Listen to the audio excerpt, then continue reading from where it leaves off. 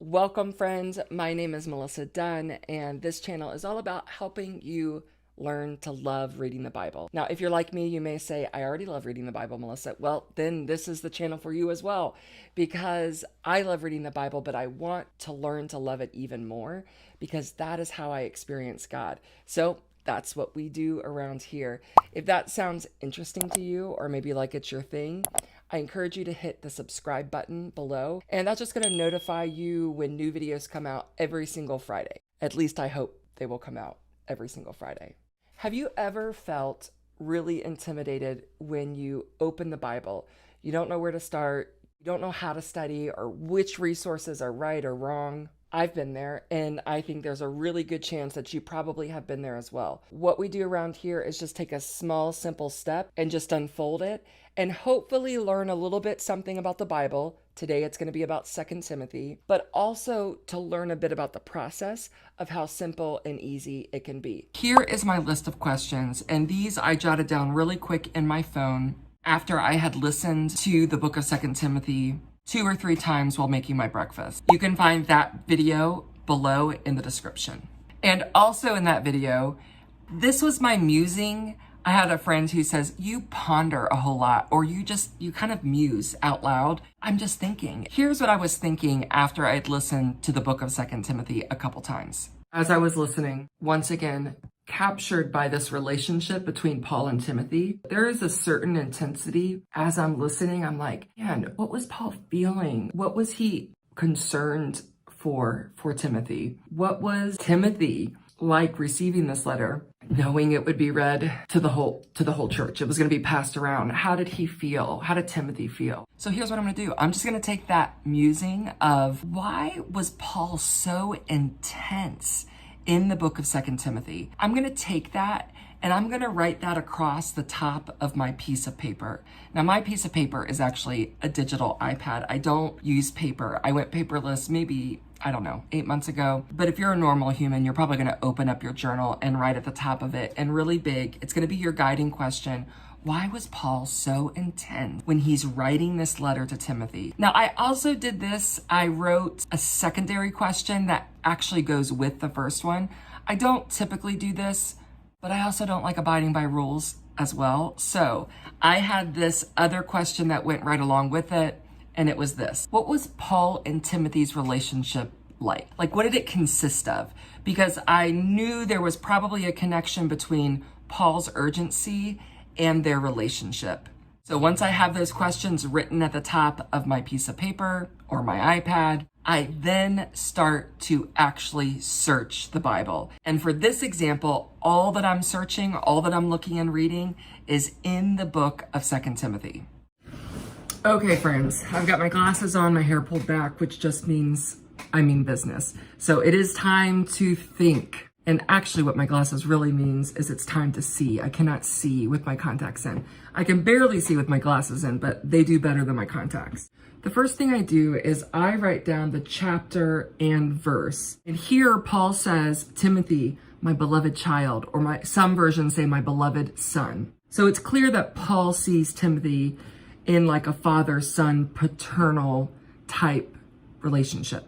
We see in verse 3 that Paul is praying constantly for Timothy. Paul longs to see Timothy. And I just write Tim because I'm lazy.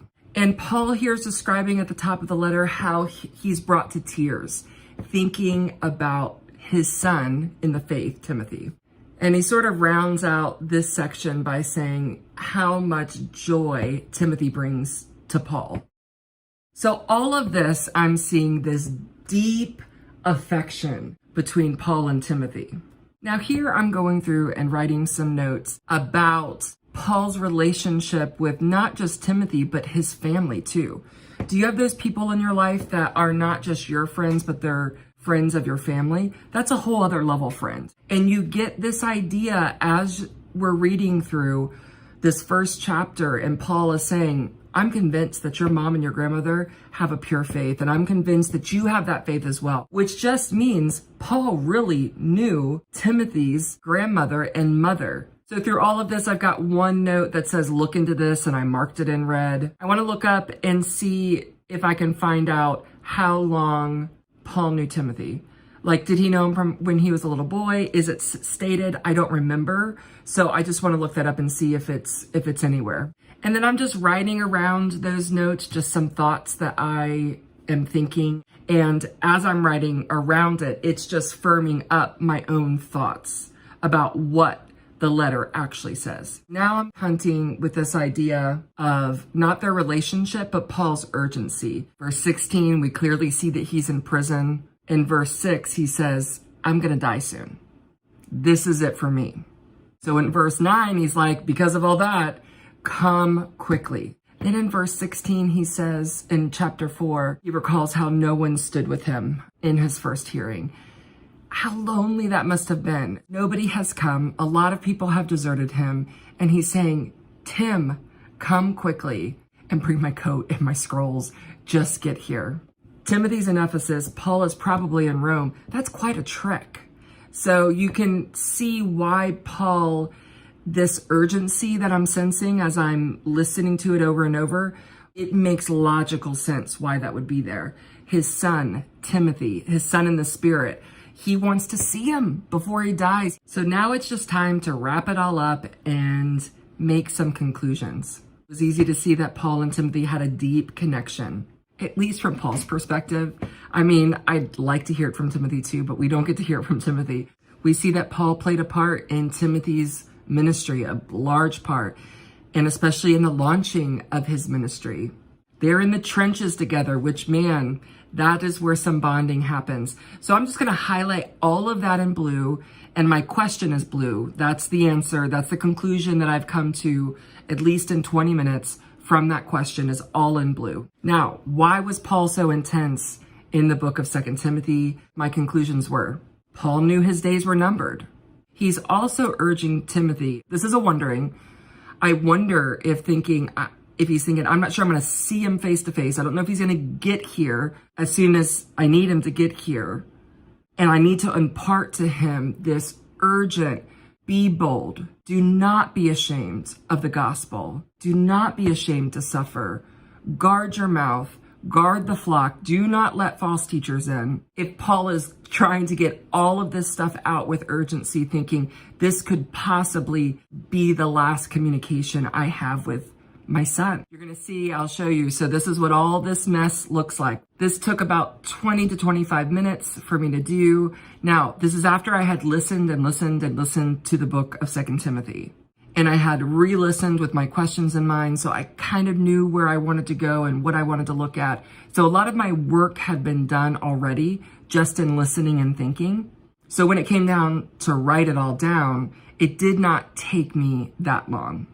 Here are 3 things that I hope will be helpful for you in your Bible study. Number 1, when you're asking a question, make sure that it's your question. Yes, I think you should be asking questions, but we want to be asking our own personal questions. And the reason for that is when we're asking a question that is really ours, that we really care about, that we're really curious about, we will search for it in a completely different way. Number 2, take that question, write it real big, and it's going to be your guide. It's going to be where you're going to focus and concentrate all of your reading or listening. And you're just going to jot down everything and anything that you think might help you answer that question. Then number 3, you're just going to make a couple simple conclusions. Simple like you're talking to your 5-year-old. Not super spiritual language that starts with these and thous and has to be real intelligent. And our conclusions can be more questions. And our conclusions can be stuff we already knew. That's okay. We're digging out and exploring, and that's a part of the process. Really, the more simple, the better. You know, I'm going to say it. When something is simple, we are more likely to engage with it. And the deepest, most impactful things tend to be the simplest. I really hope this video has been helpful for you. If it has, would you consider sharing it with a friend and inviting them along on this journey with us? And that is it for this week. If you want to say hi, you can catch me on Instagram, DM me. I'd love to chat. I will see you next week. I'm not sure what we're going to talk about, but it will be about the Bible. I'm sure of that. Bye, friends. Tell my friends on YouTube why You don't want to get a haircut. Because I'm having fun with it.